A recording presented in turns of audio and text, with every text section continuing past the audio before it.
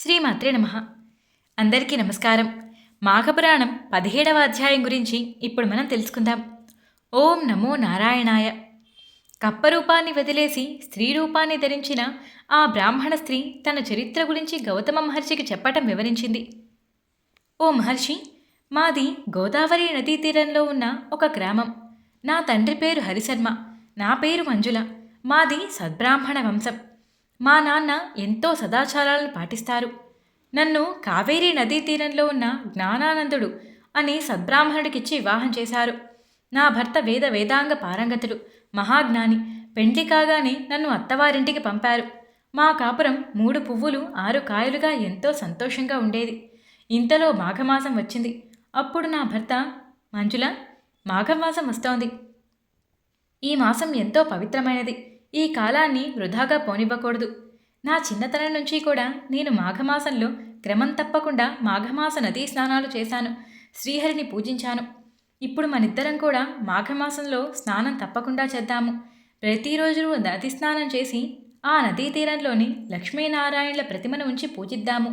ధూప దీప నైవేద్యాలతో పూజించిన తరువాత కథాశ్రవణం చేసి ఆ తర్వాత తిరిగి ఇంటికి వద్దాము.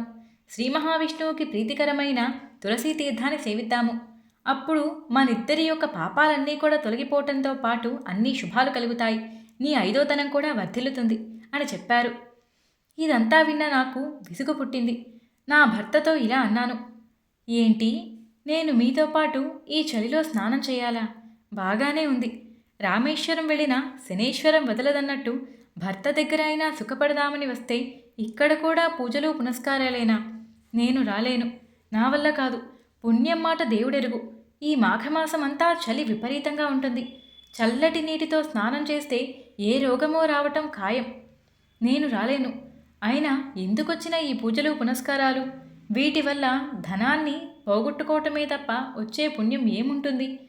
సంతోషంగా ఉన్న శరీరాన్ని ఇంకా బాధ పెట్టుకోవడమే అవుతుంది. దయచేసి ఈ మా అభిప్రాయాన్ని మార్చుకోండి అంటూ చెప్పాను. నా భర్త ఆశ్చర్యపోయాడు. నాకు ఎన్నో రకాలుగా నచ్చజెప్పడానికి ప్రయత్నించాడు. కానీ నేను ఏమాత్రం పట్టించుకోలేదు. నా వాదనే నాది అన్నట్టు ప్రవర్తించాను. అప్పుడు నా భర్తకి సహనం నశించింది. ఛీ పాపాత్మురాల!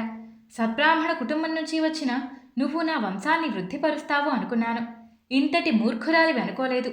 దైవద్వేషివి అని తెలిసి ఉంటే నిన్నసలు పెండ్లే చేసుకుండేవాడిని కాను. ఇంక నీతో నేను ఉండను. దేవుణ్ణి ద్వేషించే నీకు నా ఇంట్లో స్థానం లేదు. మాఘమాస వ్రతం నీకింత హీనంగా కనపడుతోందా?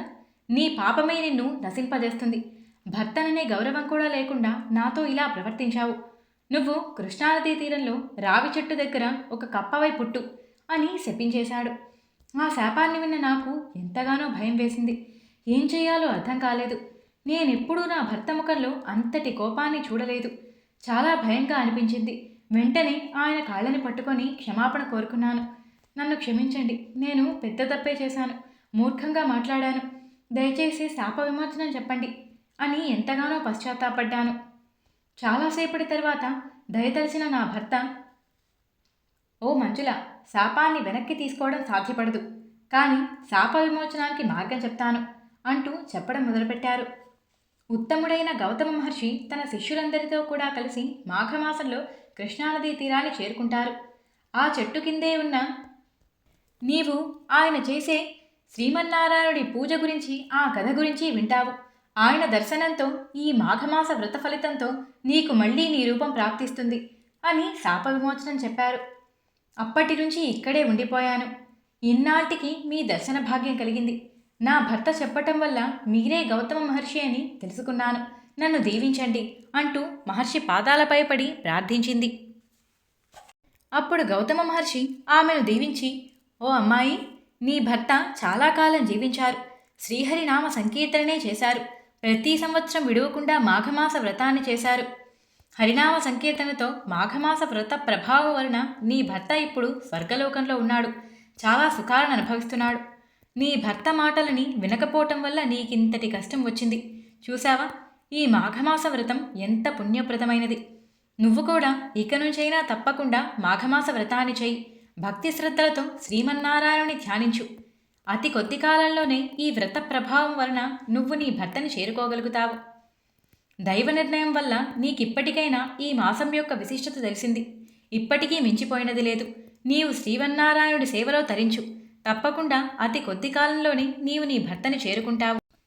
ఎవరైనా సరే ఈ మాఘమాసంలో సూర్యోదయంకి పూర్వమే నిద్రలేచి నదీ స్నానాన్ని చేసి శ్రీహరిని షోడశోపచారాలతో పూజించి తులసీ తీర్థాన్ని సేవించి పురాణ శ్రవణం చేసినట్లయితే తప్పకుండా ఆ శ్రీహరి కృపకు పాత్రులవుతారు.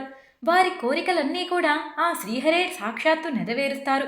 భక్తి శ్రద్ధలతో శ్రీహరిని పూజించినట్టయితే వారు మోక్షాన్ని కూడా పొందుతారు అంటూ గౌతమ మహర్షి ఆ బ్రాహ్మణ స్త్రీకి వివరించారు. ఇక్కడితో మాఘపురాణం 17వ అధ్యాయం సంపూర్ణం. 18వ అధ్యాయంతో మళ్ళీ కలుసుకుందాం. నేను చెప్పిన తీరు మీకు నచ్చినట్టయితే వీడియోకి ఒక లైక్ చేయండి.